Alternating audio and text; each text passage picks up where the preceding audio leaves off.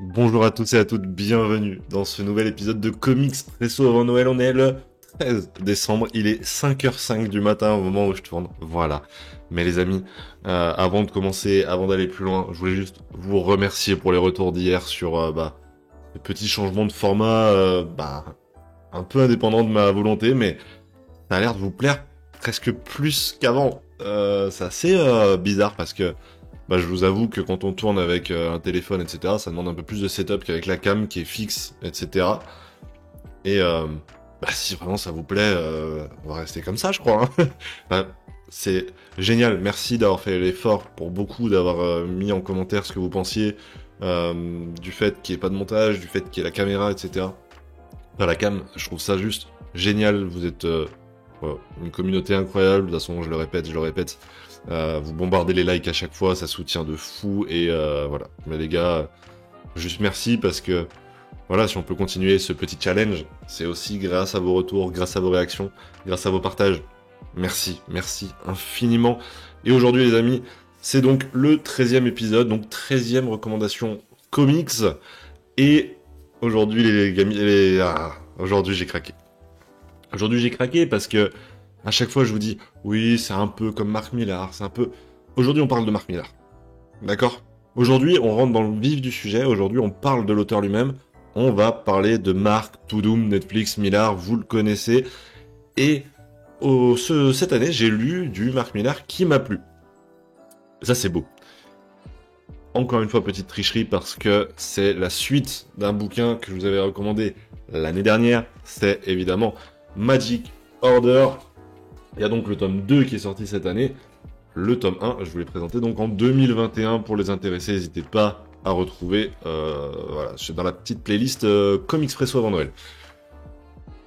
Bon, parlons de ce tome 2. En réalité, j'ai un peu triché parce que le tome 2 m'a moins marqué que le 1, mais il fallait que je reparle de Magic Order en entier. Sur le tome 1, on avait Mark Millar et donc Olivier Coipel. Ici, on a Mark Millar et Stuart Timonen. Pas la même ambiance entre les deux dessins, mais en même temps, pas la même ambiance entre les deux scénarios non plus. Donc du coup, ça peut un peu se comprendre. Parce que le tome 2, il retombe un peu dans les travers de Mark Millar. Ce côté très grand public, ce côté très blockbuster, c'est un peu dommage. Le tome 1, pour rappel, on était dans un tome qui nous présentait donc une famille de magiciens qui défendait le monde contre les forces du mal. Et on avait justement un antagoniste qui allait arriver et qui allait décider tout simplement de les éliminer. Et on allait avoir une sorte de tueur en série très sadique qui allait arriver et qui allait mettre à mal cette famille. Et vraiment, il y avait une ambiance très lourde, c'était dégueulasse, tu vois. Le dégueulasse qu'on aime bien, c'était trop bien. Et du coup, je vous recommande à fond le tome 1. Le tome 2, on tombe sur un truc un peu plus classique, qui essaye de reprendre en tout cas la même idée, mais en perdant un peu le charme. Pourtant, Magic Order, ça reste pour moi l'un des meilleurs trucs qu'a fait Millar, surtout en indé. Il y a peut-être Kick-Ass devant, mais honnêtement, de ce que j'ai lu, je crois que c'est ce que je préfère, au-delà de Jupiter's Legacy, au-delà de Superior ou je ne sais quoi qui pourrait plaire. Moi, c'est vraiment Magic Order. A priori, il veut encore continuer de faire des tomes. Vas-y. Honnêtement, je suis pas du tout objectif sur cette série. Ça, je sais pas pourquoi, ça me touche, je kiffe de fou. Et je crois que je respecte à fond les journalistes qui arrivent à être full objectif, qui arrivent à donner un avis sur un bouquin sans trop être subjectif et sans trop se laisser avoir parce que eux ils kiffent. Et je suis désolé, c'est pas mon cas. Hein. Là, vous êtes pas sur une chaîne journaliste ou je ne sais quoi. Là, vous avez juste le ressenti d'un gars qui a kiffé sa lecture, qui a kiffé, qui a passé un très bon moment. Et même si objectivement, je vois plein de défauts, bah honnêtement, je les prends même pas en compte. Je les prends même pas en compte. C'est un univers magique et je trouve ça juste trop stylé. Pour revenir sur les dessins, je vous ai dit qu'on passait donc à Stuart Timonen. Euh, j'ai lu vos critiques comme quoi je montrais pas assez les pages. Promis, je vais essayer de le faire. Stuart Timonen, c'est des dessins comme cela. Donc finalement assez classique hein, dans le genre super-héroïque par exemple. C'est quelque chose qu'on a l'habitude de voir, c'est pas du tout un problème. Et ça reste très joli, attention. Euh, moi, je kiffe beaucoup et ça va très bien avec le style de Mark Millar habituel, justement, qu'on avait un peu perdu, justement. Sur Magic Order 1, on avait du Olivier Coipel, on avait Mark Millar qui nous faisait un truc qui sortait un peu de ce qu'il avait l'habitude de faire. Et le duo marchait super bien.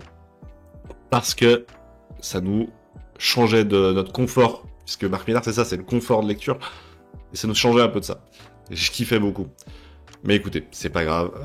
Je pense que ça va se rattraper. Je pense qu'il a encore des choses à raconter. Et ça me régale. Moi, il y a encore des scènes du tome 1 qui m'ont choqué. Voilà. Si jamais la petite vieille qui se met à dézinguer. Voilà, pour ceux qui l'ont lu, peut-être que ça vous choque aussi. C'était assez, assez bizarre. Dernier truc que je voulais rajouter, c'est l'édition faite par Panini. Parce que Panini, pour moi, c'est pas les rois de l'édition, on va pas se mentir. Mais ces petits dos couleur lilas et couleur, je sais pas trop, une sorte de bleu très pâle, bleu-vert. Ça me régale. C'est juste trop beau et faites ça. Faites ça. Plutôt que les dos tout noirs avec écrit Panini Netflix pour les Millard. Un peu chiant. Un peu chiant. Voilà, en tout cas, c'est mon avis pour Magic Order. Laissez-vous tenter par le tome 1, je vous en supplie. Si jamais vous l'avez pas lu, dites-moi ce que vous en avez pensé, parce que moi, les personnages, par exemple, je les trouve formidables.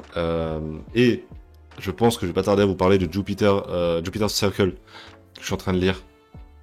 Ce sera pas dans ces 24 Comics Expresso, mais je vous en parlerai bientôt, parce que vraiment, je suis en train de kiffer les personnages de Millard une nouvelle fois. En tout cas, les amis, c'est tout pour ce petit épisode de Comics Presso. Encore une fois, dans ce format cam et sans montage, ou presque.